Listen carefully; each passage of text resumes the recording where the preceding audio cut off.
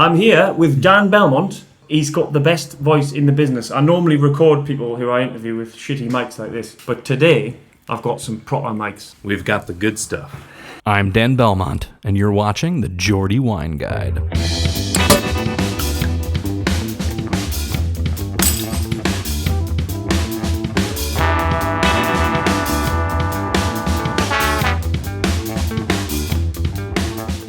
I'm Dan Belmont. I am the proprietor of GoodWineGoodPeople.com, home of the New York Bottle Shop, the UK's home for New York State wine. So let's break it down simply for the people, right? If you look on the map of New York State, it's really easy to find the best wine region, isn't it? Because it's all them little fingers that come down in lakes. Yeah. You can find it on any map. Yeah, I mean, if you pretty much work your way from Bordeaux directly across the Atlantic Ocean, you're going to run into New York State. And the three major wine-producing regions that you have in the state all have bodies of water as their main features. You have the east end of Long Island, which comes out along the coast of Connecticut, and it is forks at the end. And so you have separation between the harsh Atlantic Ocean, you have a bay in between, and then the Long Island Sound before you hit the mainland, creating really excellent maritime conditions.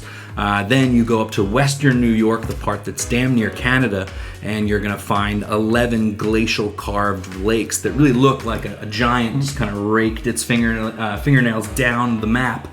And you know, these lakes are some of the deepest lakes in the continental United States.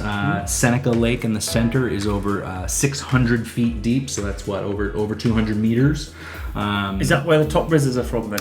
That is the central lake in terms of wine production. And so basically your wineries are going to dot the shores and your vineyards are going to dot the shores on the east and west side of Seneca Lake. And then on the next two lakes out, you'll also have vineyards circling those lakes as well. So is it like Germany? Because all the best Riesling vineyards are next to the river, where the sun reflects off and it traps a bit of the heat, doesn't it? And like they've got the steep slopes there. Is it all the same sort of thing going on there? You know, bodies of water are commonplace to find in the world's greatest wine growing regions. These things act as temperature moderators, you know, along the lines of all those good reasons that you just gave. Seneca Lake is so deep and so big. We've got 60 kilometers north to south. You've got 3 kilometers wide, a mile wide at its widest.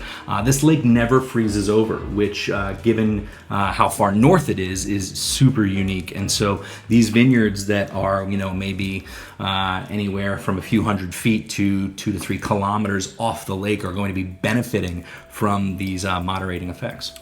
What grape varieties can you grow in the whole of New York State then? What's the highlights? Riesling? It's about everything, really. I mean, so Riesling and Cabernet Franc do incredibly well in the Finger Lakes. If you're going to have to choose a flagship red and white variety, I'm going to go... Cab Franc, the peppery one. Yep, the peppery one, Rizzas, absolutely. What else? Chardonnay and Pinot Noir do incredibly well.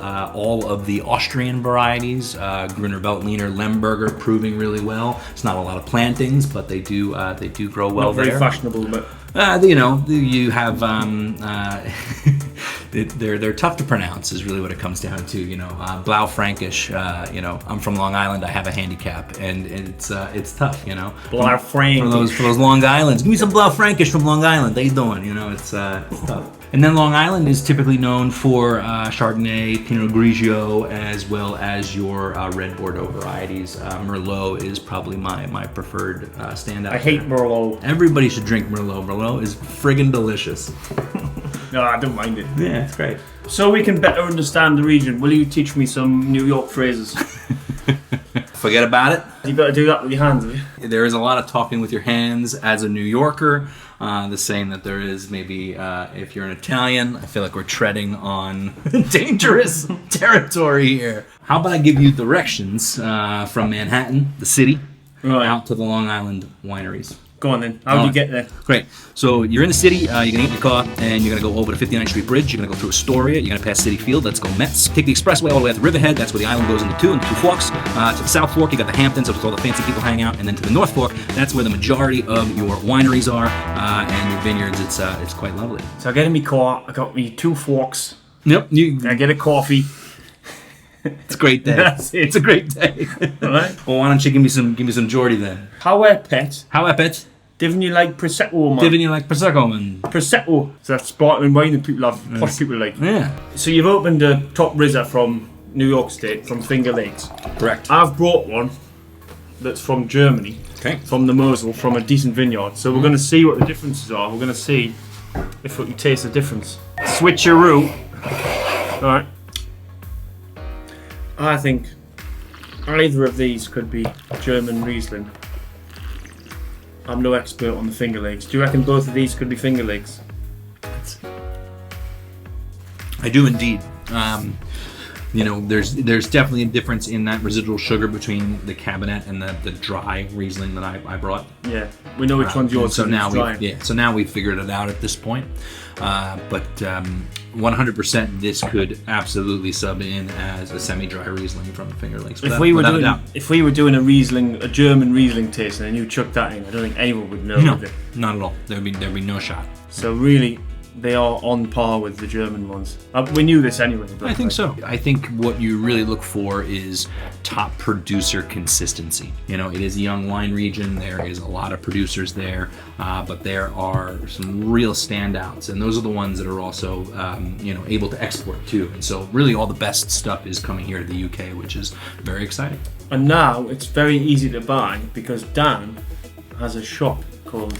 Was it NewYorkBottleShop.co.uk? Yeah, NewYorkBottleShop.co.uk. New York Bottle Shop. Yeah, powered by the GoodWineGoodPeople.com. And that is the kick up the arse that we all need to start drinking Riesling from Finger Lakes. They are always a fun one to slip into a blind tasting, especially with this guy. Yeah.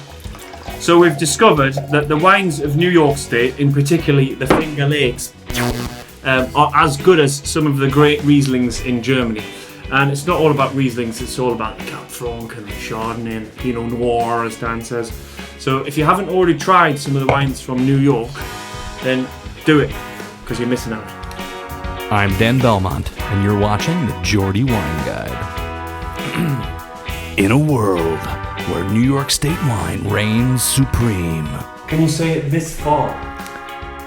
Coming this fall to a computer near you. This fall. Coming this fall.